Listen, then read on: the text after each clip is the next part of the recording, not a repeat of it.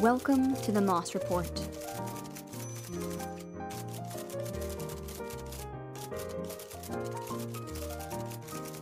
You're listening to the Moss Report podcast. I am here. My name is Rachael Moss, and I am speaking with Hoda Alfaqih about her journey with breast cancer. Thank you so much for being on the program. It's my pleasure. Thank you. Absolutely. So, can you tell me a little bit about the context of your diagnosis, how you discovered that you had cancer, and what your initial experience was like? Sure. Let's see. I'm going to tell you a couple of things about myself that kind of help set the stage. Absolutely. Understand why I took the approaches I did. So I grew up in Lebanon. My parents are Lebanese, and I was there till I was 20 years old before I came back to the States, where I had older siblings already living here.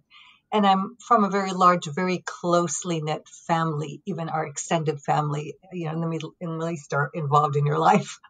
So, and that milieu was very much one where people gravitated to holistic approaches just in general. Mm-hmm.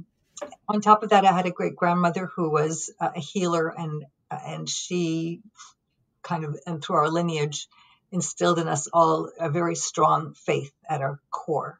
So those things kind of helped define me. Before my diagnosis, I was working at AT&T for 13 years as a technical director, and I'd gotten laid off 2 years before my diagnosis. So I had a little bit of stress about financial future. And I was divorced in 2000, so I was living with my son. He's 13 years old. So I was at my acupuncturist. Now we're in 2010, May of 2010, laying down on the table as usual, face down. And I thought, gosh, my bra is bunched up under my breast and irritating me.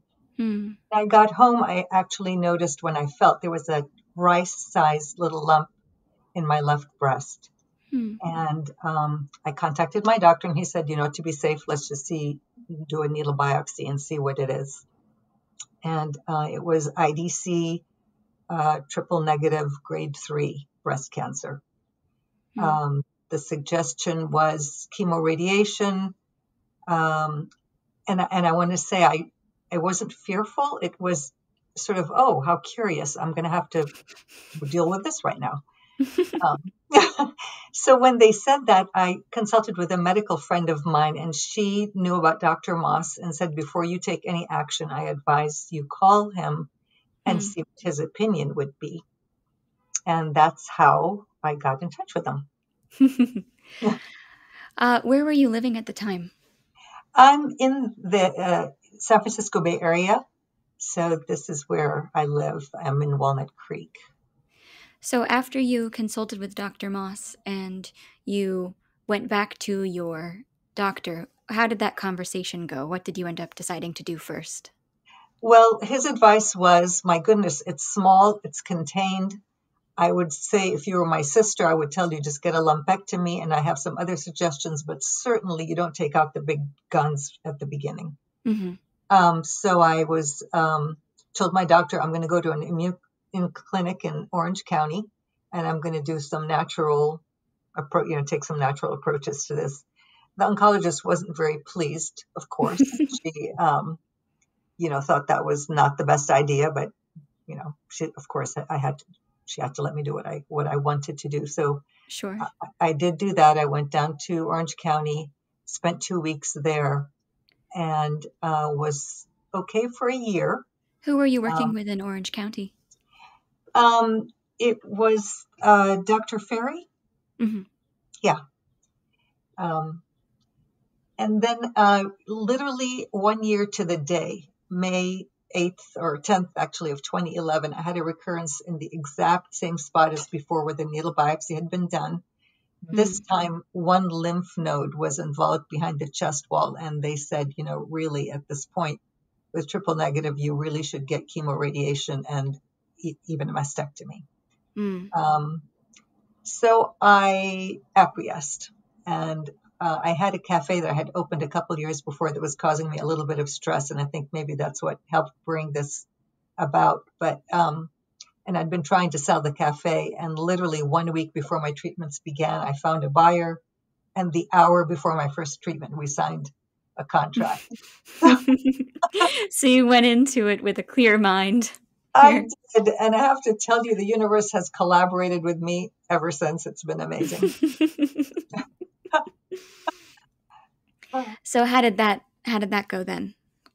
I did pretty well. I'm a very private person, and I didn't want my son, who was 13 at the time, to know what I was going through. My partner and his 2 girls had moved in with us, and I didn't want his girls to know. I didn't want to invite worry or anything like that. So I went through the whole chemo. I don't think they suspected. They knew something. I wasn't feeling that great, but no idea. I bought a wig that kind of looked like my own hair and did everything I could to be, happy and normal. I'm a chef by choice and by training from my mother, thankfully. But so I would be in the kitchen often. I'd cook our meals, and I'd be transforming recipes into ones that I can eat, because I immediately, again, with Dr. Moss's guidance, got in touch with Jean Wallace and Nutritional Solutions, and they, defined a supplement regimen to keep my body strong during treatment and dietary restrictions. And I'm super good at limiting anything that I shouldn't be eating. So I weathered it pretty well. And then I had radiation, and I used my sort of inclination to transform things that are going in my body, even radiation. I would visualize a very healing white light instead of radioactive light coming into me. So I never suffered any skin reactions at all. And my daughter, who would visit me often, designed a website for me when my treatments began. And she said, I want you to sit down at your computer and start capturing everything you go through so that one day you can help other people. Oh. So that gave me a focus, which was also very helpful. Yeah. Did you go back to your initial oncologist for the radiation treatment? I did. And I have to tell you, when I walked into her office, she looked at me and she said, so you're back. And I thought that was the most patronizing, condescending, horrible thing anyone could say to anyone. Oh my gosh. It's like, you did it your way, you failed, and now you're back. And I thought, wow. Oh my gosh.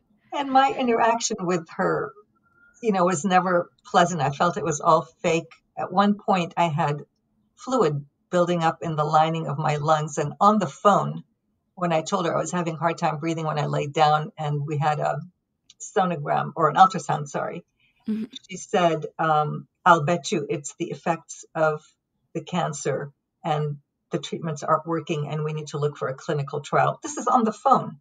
And when she said that, she said, I'll bet you that. In my mind, I said, you just lost your money, lady.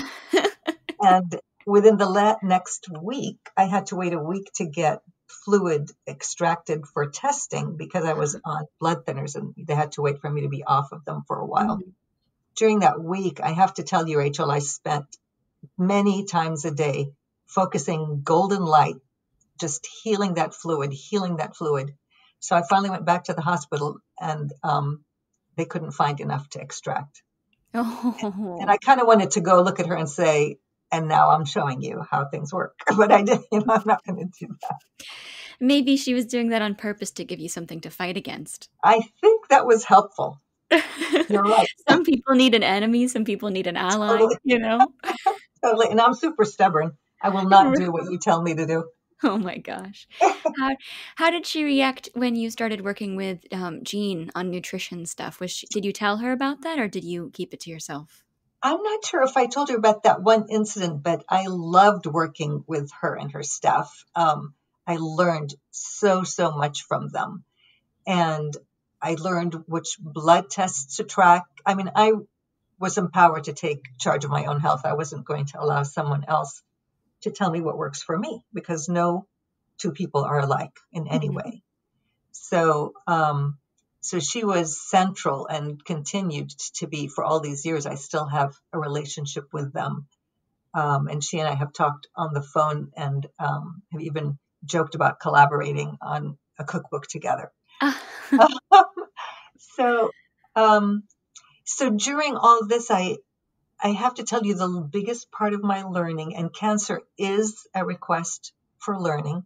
It's, to me, the most amazing gift if someone wants to grow internally and personally. It's I'm not the same person, and you hear that probably from all your clients, but not paying attention to the mental, emotional world we live in is, to me, one of the biggest mistakes, and can be, in my experience, and I've consulted with a few people, the difference between healing and not healing.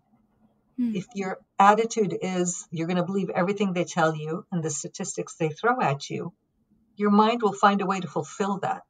And if you're someone like me who doesn't want to listen and doesn't identify and never joined a cancer support group because I didn't want to be labeled, then you find paths that resonate with you that actually reinforce any kind of healing you undertake.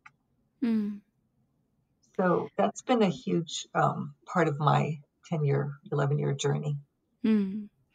What I've heard a few times is that, beyond what actual advice Dr. Moss gives, just the idea of having hope and knowing that this is something that can be overcome and that there are options out there that you can take the agency to explore and feel how your body is responding.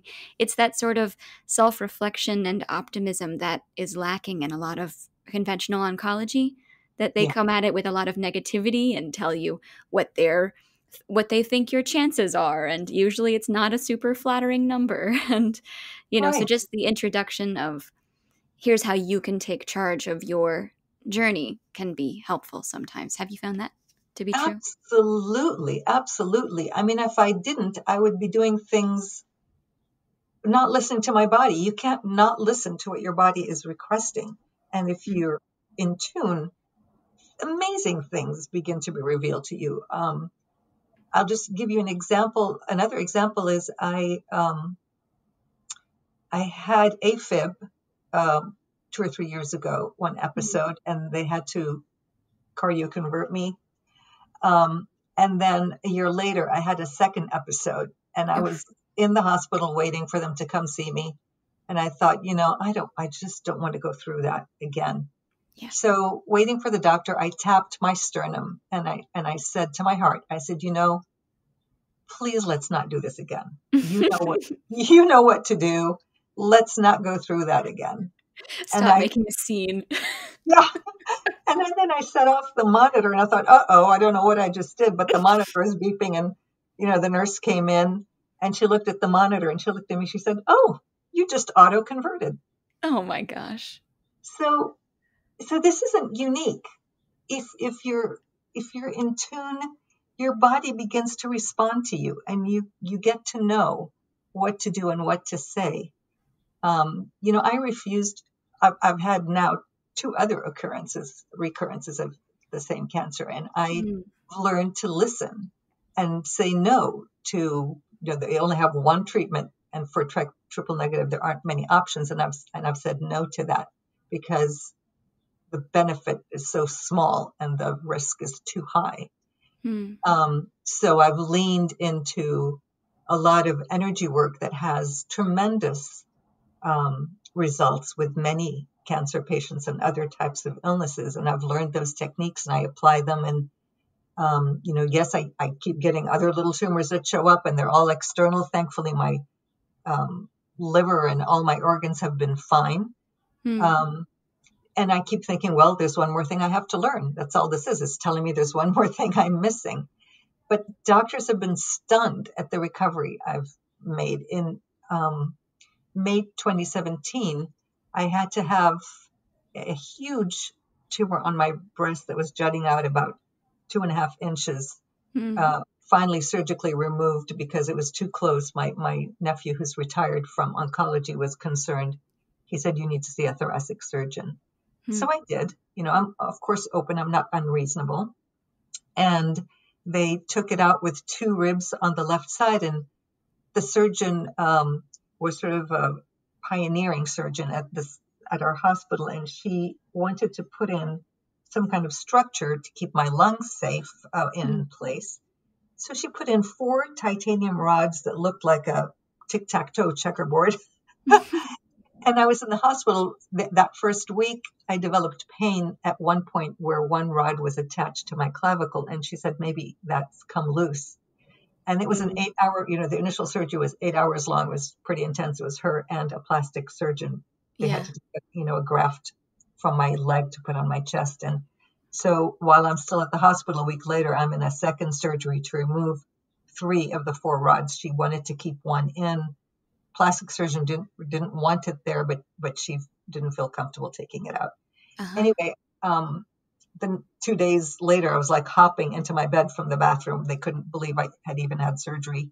I never let go of my positive attitude. I have a great sense of humor. I'm joking with nurses, all the time. So I recovered amazingly well. And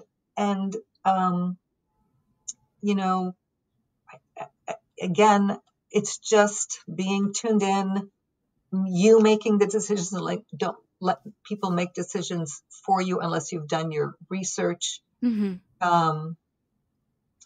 so, there's more that happened, and we can take it another step at a time. But one of the things that every time I've had a recurrence preceded it was some form of stress. And it's ridiculous that I put up with it, because when I consult with clients, I tell them, number one, reduce stress in your life. It's so important, and be in an environment that you feel safe and happy in. And I left my home. I leased my home and moved to a house that my partner bought that was more affordable, and I could get much more for my house in Walnut Creek. So we moved 6 miles away, my son and my partner's 2 girls and I. And it was extremely stressful. The relationship was stressful. I was unhappy not being in my home. And then I had another occurrence. I had 2 tumors under my each armpit that were misdiagnosed initially. And they grew so large, I had to walk like Napoleon with my hands in my, shirt with my arms akimbo.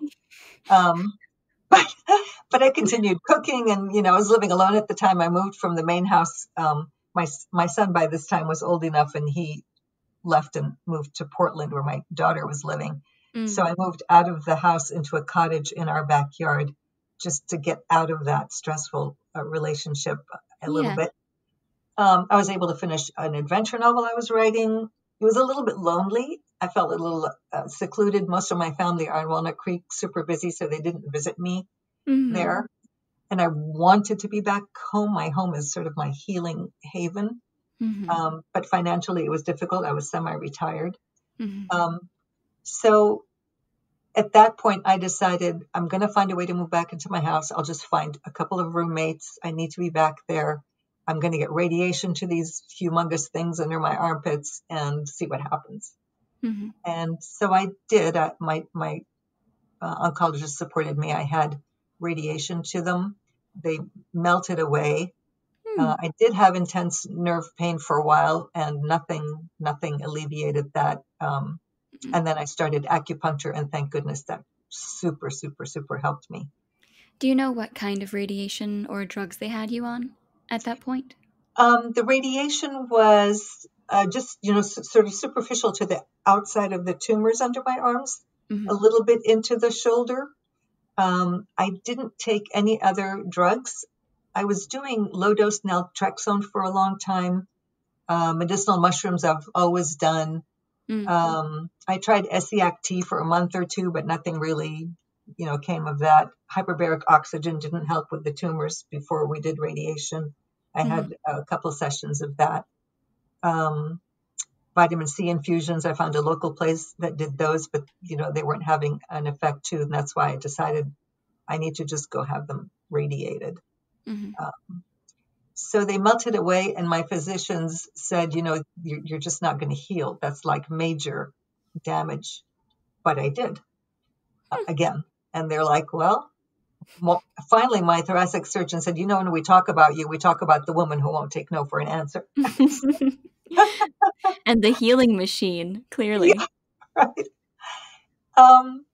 But through it all, my energy was amazing. I always felt fine. I don't identify with conditions that happen in my body that closely. Mm. I don't feel they're happening to me. I feel they're happening for me. And that initially they're there, but eventually I can help let them know I've gained the learning and they're welcome to leave. So, so I've tried so many things. I did the pork pancreas, large doses of pork pancreas that some people advise. I tried taking panicure. I do a lot of Qigong. I've been to retreats for Qigong, meditation.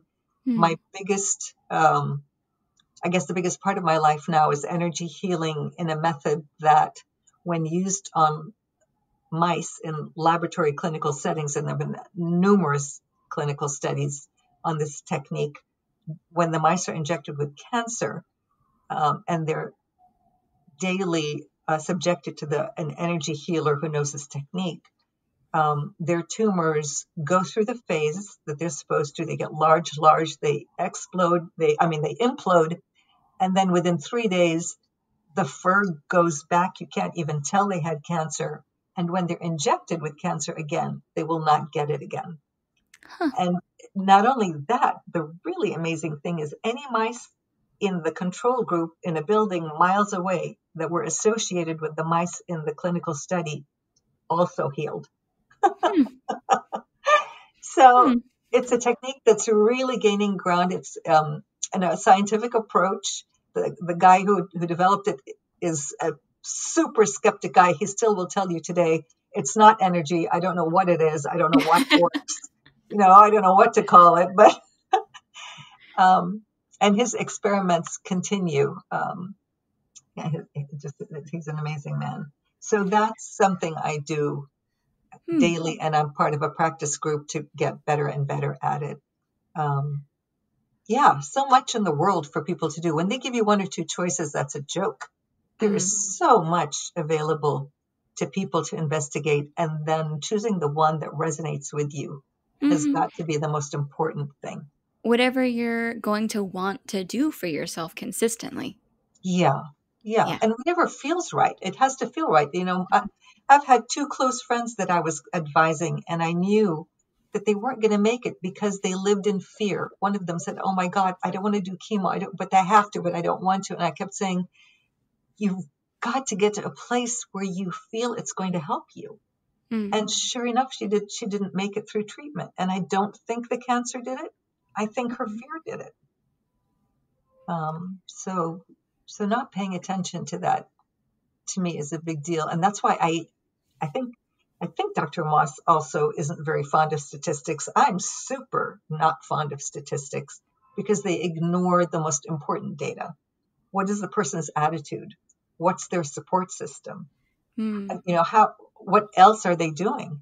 Are they eating right? Are they kind? Have they forgiven everybody in their life that ever did them any wrong? Are they holding on to negative feelings and, grudges and whatever people hold on to? And all of that is sort of part of the environment that creates maybe disease, but is certainly part of the environment that heals disease. And without taking that into account, you can't compare 2 people and say, 3 out of 5 people are going to blah, blah, blah, because it's incomplete. Right. I wanted to ask, actually, you mentioned your oncologist as well as at least one of your surgeons was female. And I don't know if that was intentional on your part, but do you think that, being a woman and having breast cancer specifically and working with female practitioners, do you think that that made a difference in terms of addressing your concerns and being receptive to, the things that are important to you in terms of your journey? Right. The curious thing is the first oncologist I had, who was that skeptical, not very kind, based in her ego oncologist, I didn't care for her. Then I found an oncologist who was also female, who's been with me for the last 7 years and who allows me to guide my health. And whenever I, thank her for being supportive, she says, I'm not so much supporting you as observing you, because you're kind of doing this. But between her and the thoracic surgeon, who was a female, the plastic surgeon was a male. Yes, they're both a little more tuned in. I wish they were a little more curious. I wish they were a little more curious because they see an anomaly in me and they're telling me it's because of your attitude, because we don't know what else it is, but they don't want to know what else it is. And I hope that we can get to a place where physicians in the allopathic world are a little bit more open and curious about their exceptional patients. Wouldn't you want to know what's going on in case you can apply that to your other patients? Absolutely. But I think, again, they operate from fear. It's something outside of their realm of understanding, and they probably would feel vulnerable even expanding their mind, because I don't know enough about the medical world or the medical profession to say if someone can go a little bit beyond the boundaries of their learning and not be exposed to something, professionally. Right. So that could be. Sorry. Yeah. No. Well, so many medical professionals are so caught up in quantifiable, observable facts and figures. Yeah. So it really is. I know that Dr. Moss focuses on oncologists and practitioners who are open-minded and are curious, because if you're working to help people, you're willing to throw anything at it that might possibly do them good, as opposed to a lot of conventional oncologists will, they have their tried and true methods and, it works a certain percentage of the time, but they don't want to risk doing something that might work even worse. But they're not going to be curious because it might be hard for them to put themselves out there and try to understand something that isn't as quantifiable or isn't as repeatable, So it's definitely a pervasive issue in the oncology community that they aren't as open-minded to even, nutritional supplements and including diet in a treatment plan. Sure. Have you incorporated any nutritional supplements? I know you mentioned a little bit about that, but how have you been incorporating food specifically into your treatment plan? Right. So from the very beginning, when I spoke with Jean, I became 100% organic. I cut sugar and simple carbs out of my life. I cut processed foods out of my life, fried foods out of my life. I only eat, grass-fed or pasture-raised meats, and occasionally. I've been vegan for a while. I tried keto for a very short time. And I think it's very important with diet to change it up because, your body gets complacent with the same thing year after year. And cancer is a learning disease, very clever. And if you do the same thing for very long, you'll find out, and I did, it stops working. So you need to jump around a little bit and take a break from, I'm not saying stop eating organic, but, trying vegan for a few months or going keto for a few months. It's important, I think, to play around and not have a static environment in your body that becomes too familiar to what's going on inside. So now, for example, I just was vegan for a while, and this last week decided I'm going to have, a little bit of chicken and some salmon. So I'm off my vegan kick for just a little while. I thankfully, with my background and my passion for food and my skill as a chef, I've been able to convert a ton of recipes, even desserts, into something I can have. So I don't do any artificial sweeteners, but I do use tiny bit of maple syrup and monk fruit or a tiny bit of stevia in my baking. When you give up sugar after a few weeks, it doesn't take that long. Your taste buds adjust and you don't actually need or want things that are super, super sweet. So I found that for myself and it's super helpful. So yeah, I have a ton of recipes, and when my daughter got my website going, most of it was all the recipes that I'd converted to be healing ones. And then I want to tell you something that happened this last year, which is amazing. So I had another tumor developing on my chest, and in January or in March, actually, of 2020, just as we were going into COVID, I was talking to my oncologist. We were touching base as usual. And I said, I know you have nothing to offer me. I'm just going to continue with the energy work. I really think it's going to help. The better I get at it, the more results I'll see. And she said, wait. The reason I wanted to talk to you today is just 3 weeks ago, the FDA fast-tracked a new drug for triple-negative cancer with patients who've tried 2 other treatments, and you're a candidate if you'd be interested. So I did a little research, and she told me the name of it. It's called Trodelvy. And I noticed that if I mess with the letters in the middle of Trodelvy, they spell the word loved. And I thought, well, this is a sign. And talked to my nephew, the retired oncologist, and he said, go for it. 30% response rate. Why not? So it was in the nick of time, so tailored to me. I thought, there's got to be a sign. And I got on Trodelvy this last year. I started in May. And within 3 weeks, the tumor that was jutting out, another one jutting out of my chest, 2.5 inches, in 3 weeks was 80% reduction. In 5 weeks, it was flat again. Wow. And she told me it's the kind of drug you have to stay on till it stops working. And, that's not my idea of how I want to spend my life. So in December, I decided I needed to stop because I have 2 surgical wounds. We had to take the last titanium rod out because it got infected. And I've learned that my body doesn't like foreign objects, and metals are very problematic for me. Sure. And that's why I believe that's why I got the second recurrence, because I had saline implants, and I learned later that the shell of the implants have metallic fiber in them. And the recurrence was on the outside of the implant. So we got the rod out, and I had surgical wounds now in areas that had been radiated. So again, the plastic surgeon looked at me. He said, these may not heal. That skin is super compromised, but knowing you and your determination, you probably will heal them. So I'm still working on those. And I think the chemo was really slowing down the healing process, as it will. Sure. So I stopped my treatments in December. I had a PET scan in February of this year, just a couple months ago, and it was clear. No more mets in my lungs, no more mets on bone, except for one little area.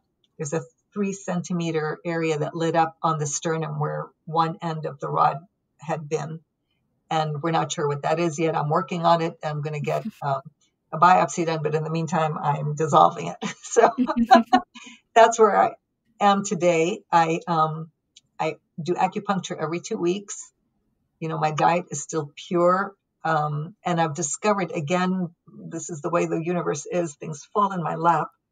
I discovered a product out of Israel that is herbal-based and clinically studied, even I think at the Mayo Clinic, reduces side effects of chemo by 80% and even enhances treatment. Oh, wow. So I got on that immediately before I started. What's the name of it? It's called Protectivol. Okay. And it's just amazing. You take 2 with every meal. I had absolutely no side effects with the Trodelvy. My hair thinned a little bit, and I was a tiny bit tired the day after. And of course, you don't sleep the night of that because of the steroids, not anything else. But now I continue on a maintenance dose of it, just 2 a day. And it was amazing to me and to my oncologist that I had no side effects. Wow. And I'm, sailing through. I dance every day. I sing every day. I'm in a great mood. I've got my energy.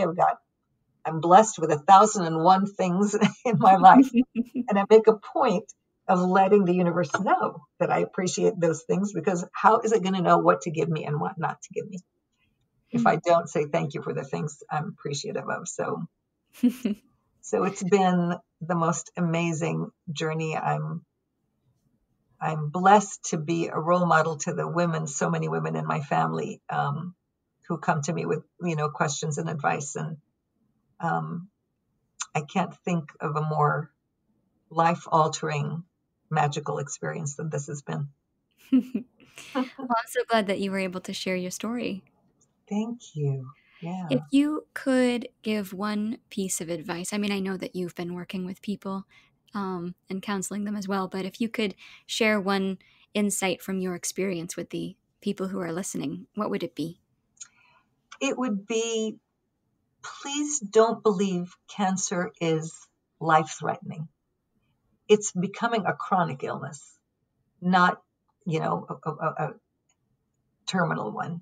Mm-hmm. And there's so many options. So my biggest advice is, don't live in fear. You are more powerful than you know in your own healing process. And don't say yes to anything that doesn't feel right. That's great advice. Thank you so much for your time, Hoda. It's wonderful to have you on the show, and it's great to hear your story. Thank you, Rachel. I appreciate the opportunity. And I'd love to hear that book that you wrote when you were living in the cottage. Oh, sure. I hope to get it published soon. Thank you. All right. Well, thank you again for your time, and I look forward to speaking to you again in the future. Thank you, Rachel. My regards to Dr. Moss. Absolutely. For Moss Reports, this is Rachael Moss. Thank you for listening. Thank you for listening to The Moss Report. Visit our website at themossreport.com and subscribe to hear more discussion of cancer treatment options, alternative research, and more. For more information about Dr. Moss and his work, including scheduling phone consultations, go to mossreports.com.